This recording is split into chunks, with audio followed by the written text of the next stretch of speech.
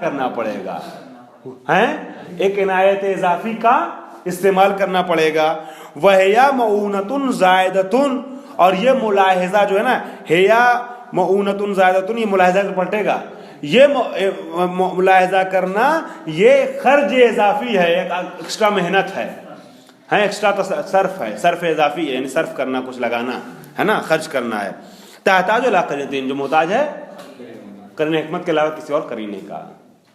ٹھیک ہے، خلاصہ کلام میں پھر عرض کر دیتا ہوں. یہ فرماتے ہیں عراقی صاحب، یہ خوئی صاحب کا نظریہ تھا، یہ عراقی صاحب کا نظریہ ہے کہ قرین حکمت سے کیا سمجھ آیا؟ اطلاق. اور اطلاق سے کون سا اطلاق مراد ہے؟ بدلی مراد ہے. کیوں؟ اس لیے کہ طبیعت حکم ہے، یہ اطلاق جو وہ طبیعت حکم کو سمجھا رہا ہے.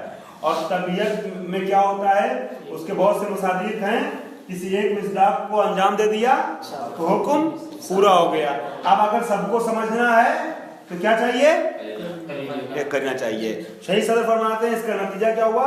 یہ آپ کی بات مساوی ہوئی اس چیز کے کہ گویا اطلاق جو شروع سے کائے کو سمجھا رہا ہے، بدلیت کو سمجھا رہا ہے، اور شمولیت کو سمجھنے کے لیے ایک ایکسٹرا کرنے کی ضرورت ہے. احسان.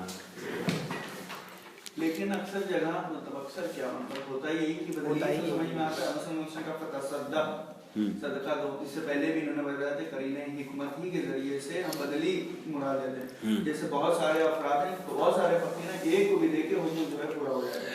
اسی لیے آغا خوئی کی وہ بات ہم لوگوں کو پسند آئی تھی، دماغ میں اتر رہی تھی کہ عوامر میں وہ کیا نام ہے بدلیت سمجھ میں آتی ہے، اور نواہی میں شمولیت سمجھ میں آتی ہے. ٹھیک ہے، لیکن اور وہی بات آپ کے بھی دماغ میں چل رہی ہے. تصدق، یہ جو میں نے مثال دی تھی، کیا نام ہے، کیا ہے وہ میں نے کیا مثال دی تھی،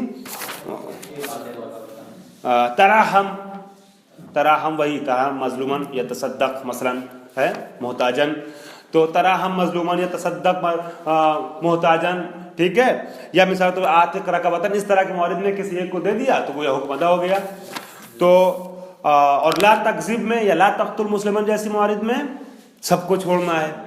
یہی چیز جو ہے جو آغا خوئی نے معیار بتایا تھا کہ عوامر میں بدلیت سمجھ میں آتی ہے اور نواہی میں شمولیت، یہ ہم لوگوں کے ذہن میں اتر رہی ہے، اسی لیے آپ یہ بات فرما رہے ہیں. لیکن شہید صدر کہتے ہیں کہ ہم اصولی قاعدے کو منطقی قاعدے کی طریقے سے دیکھنا اور بنانا چاہتے ہیں، اس لیے کہ اصول جو منطق فقہ ہے.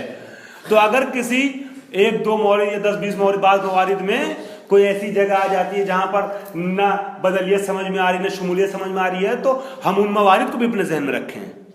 اس چیز کو مد نظر رکھتے ہوئے شہید صدر نے فرمایا ہے کہ نہیں، یہ آپ کا قاعدہ صحیح نہیں ہے ہمارے استاد محترم. ٹھیک ہے، بلکہ ہم کو شمولیت ہی سمجھنا ہوگا. اگر بدلیت کو سمجھنا ہے تو کیا چاہیے؟ کرنا چاہیے. لیکن وہ کرینہ انہوں نے بتایا نہیں شہید صدر نے یہاں پر وہ کرینہ کیا ہے. جب تک یہ کرینہ نہیں بتا رہے ہیں تب تک ہم کو بدلیت ہی کو سمجھ مان کے چلنا پڑے گا. یعنی ہم اور آپ ایسے ایک متعلم علم اصول کس نظریے کے ساتھ ہیں؟ ہاں، آغا خوئی کے نظریے کے ساتھ ہیں. ٹھیک ہے، بھائی اتنا حق تو بنتا ہے نا ہلکا سارا پڑھنے کے بعد کہ کم سے کم نظریہ دے نہیں سکتے تو نظریے کا ساتھ تو لے سکتے ہیں. ہاں جی ہاں، ہم ہی لوگ دفاع کریں. الثالث، تیسرا نظریہ، ان یقال خلافا لذالک.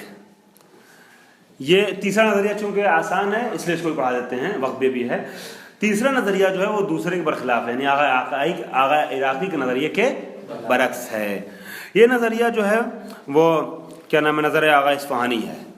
ٹھیک ہے، آغا اصفہانی کا نظریہ ہے. ان یقال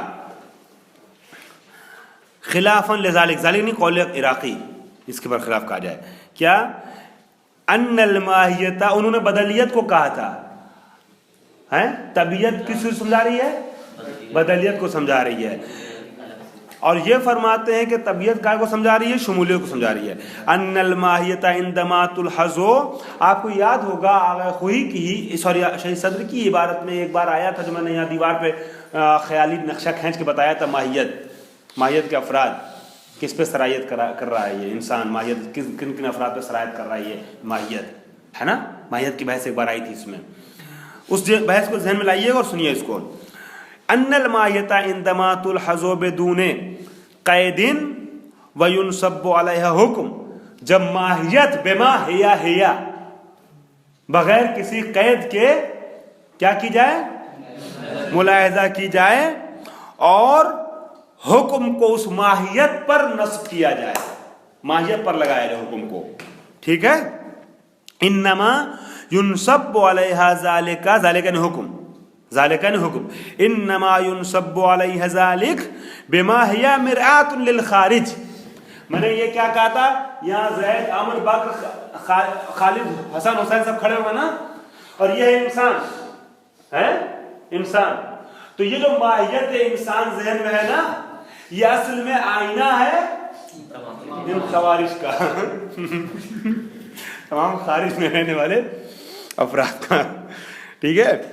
تو فرماتے ہیں کہ ماہیت جب ملاحظہ کی جاتی ہے بغیر کسی قید کے اور کوئی حکم اس ماہیت پہ لگایا جاتا ہے تو یہ حکم منسوب ہوتا ہے، لگایا جاتا ہے اس ماہیت پہ کس جہت سے، اس کو آئینہ مان کر. بے ماہیا میراتون، یہ انسان پہ اگر حکم لگایا جا رہا ہے یا رقبہ پہ حکم لگایا جا رہا ہے، آتق رقبتن، تو آتق رقبتن جب کہا گیا یا لا تکذب جب کہا گیا تو ماہیت کذب یا ماہیت رقبہ کو ذہن میں رکھا گیا ہے، مگر بعنوان آئینہ، بعنوان میراث. اس پہ حکم لگایا جا رہا ہے آتق رقبتن، مگر آئینے کے طور پہ. اس کی مصداق کہاں موجود ہے، خارج میں. ٹھیک ہے. فیسر الحکم یا یسر الحکم نتیجتاً لذالک الی کل فرد خارجی تنطبق علیہ تلک المرآۃ الذہنیہ. بس حکم سرایت کرے گا ان تمام افراد پر کہ جن کے اوپر یہ ماہیت ذہنی سرایت کرنے کی، جن تک سرایت کرنے کی صلاحیت رکھتی ہے. زید، عمر، بکر، خالد جتنے انسان ہیں سب پہ یہ ماہیت ذہنی سرایت کرنا انسانیت ہے. رقبہ جتنے بھی غلام ہیں سب پہ یہ ماہیت ذہنی سرایت کر رہی نا، ان سبھی کو ہو رہی ہے. 5 غلام ہیں، زید، عمر، بکر، خالد، حسن، حسین، ان 5 کے اوپر یہ رقبہ کی ماہیت سرایت کر رہی ہے. 5 رقبہ ہے نا، تو جس کے اوپر یہ ماہیت ذہنی سرایت کر رہی ہے منطبق ہو سکتی ہے، وہ سب شامل ہو جائیں گے حکم میں، آتق رقبتن میں. مولانا یہ تھوڑا سا بھی چل رہا ہے وہ آپ والے سوال کا جواب. ٹھیک ہے. اب مطمئن ہوتے نہیں ہوتے وہ الگ بات ہے، سب جواب سنیے. ٹھیک ہے. وَهَذَا مَعْنَى تَعَدُّدِ الْحُكْمِ وَشُمُولِيَتِهِ، اور یہی معنی ہے تعدد حکم، معنی ہے شمولیت حکم ہے. یہ وشمولیت ہی، واہ کے بعد ایک معنی لائیے گا مضاف. هَذَا مَعْنَى تَعَدُّدِ الْحُكْمِ وَهَذَا مَعْنَى شُمُولِيَتِ الْحُكْمِ، یہی تعدد حکم اور شمولیت حکم کا معنی جو اس کے پہلے بتایا تھا. اس کے پہلے بتا چکے نا کہ جو ہے وہ اس میں کیا ہوتا ہے شمولیت میں، کہ جتنے جو ہے افراد ہوتے ہیں اتنا حکم آتا ہے. نہیں شنبے والے درس میں آیا تھا نا، شنبے والے میں کس دن، شنبے والے میں شاید آیا تھا. جتنے افراد ہیں اس اعتبار سے بتعدد افراد تعدد حکم ہوتا ہے. تو یہ ایک حکم، ایسے تو ایک حکم لگایا ہے آتق رقبتن، مگر اس رقبتن کے مصادیق چونکہ خارج میں زیادہ ہیں تو آپ نے زید کو دیکھا تو کہا آتق رقبتن، عمر کو دیکھا آتق رقبتن، بکر کو دیکھا آتق رقبتن. یہ حکم متعدد ہوتا چلا جا رہا افراد کے اعتبار سے. وَأَمَّا الْبَدَلِيَّةُ كَمَا فِي مُتَعَلَّقِ الْأَمْرِ فَهِيَ الَّتِي تَحْتَاجُ إِلَىٰ عِنَایَةٍ. کہہ رہے ہیں جہاں تو بدلیت کی بات ہے جیسے متعلق امر میں مثلا صلی میں یا آتق رقبتن میں، فہیا یہ وہ چیز ہے کہ جس کو ضرورت کاہے کی ہے. ہاں اوپر والے کہہ رہے تھے اگر عراقی کے شمولیت کو ضرورت عنایت کی، یہ کہنا بدلیت کو عنایت کی ضرورت ہے. وہیا تقیید، اور یہ عنایت کیا ہے، تقیید الماہیت بالوجود الاول، ماہیت کو مقید کر دینا پہلے والے وجود سے. 5 ہے نا غلام، ان میں سے پہلا والا جو زید ہے اس سے مقید کر دینا. آتق رقبتن تو سارے غلاموں کو سمجھا رہا تھا ہے نا، لیکن آپ کیا کر رہے ہیں، غلام نمبر 1 سے وجود اول سے اس کو یہ بھی عتق ہو گیا نا. یہ عتق زید وجود اول ہوا, عتق امر وجود ثانی ہوا عتق کا, عتق بکر وجود ثالث ہوا ہے نا. تو آپ مخصوص کر رہے ہیں, مقید کر رہے ہیں اس عتق کو اس کے وجود اول سے. فقول صلی یا عاتق یرجع الی الامر بالوجود فقول صلی یرجع الی الامر بالوجود الاول. بس مثلا صلی میں یا عاتق میں امر رجعت کر رہا, پلٹ رہا, برگش کر رہا ہے یا مراجعہ کر رہا ہے کس کی طرف؟ وجود اول کی طرف. وہذا کہاں گیا ومن ہونا لا یجب الوجود الثانی. بس یہیں سے یہ بات بھی بات ہو جائے گی کہ جب پہلا والا کسی بھی قید کی بنیاد پر, کسی بھی قرینہ کی بنیاد پر پہلا والا ثابت ہو رہا ہے تو دوسرا والا ثابت نہیں ہے. اب اس کے لیے صادق عابدی صاحب کو پہلے والے کی طرف موڑنے کے لیے کچھ قرینہ کی ضرورت پڑے گی. ٹھیک ہے. وعلی ھذا فالاصل فی الاطلاق, اس بنیاد پر اصل جو ہے اطلاق میں کیا ہے؟ شمولیت ہے. ما لم تقم قرینۃ علی البدلیت, جب تک کہ قرینہ بدلیت پر ثابت قائم نہ ہو جائے. ٹھیک ہے. وتحقیق الحال فی المسألۃ یوافیک فی بحث اعلی انشاءاللہ, بحثن فی بحثن اعلی انشاءاللہ. ٹھیک ہے. اور تحقیق حال جو ہے وہ انشاءاللہ اس مسئلے میں آپ کے لیے آپ کو کفایت کرے گی آگے والی انشاءاللہ بحثوں میں اور بڑی کتابوں میں. ٹھیک ہے. ہم اتنا بتا کر کے آپ کو بس روک رہے ہیں یہاں پر.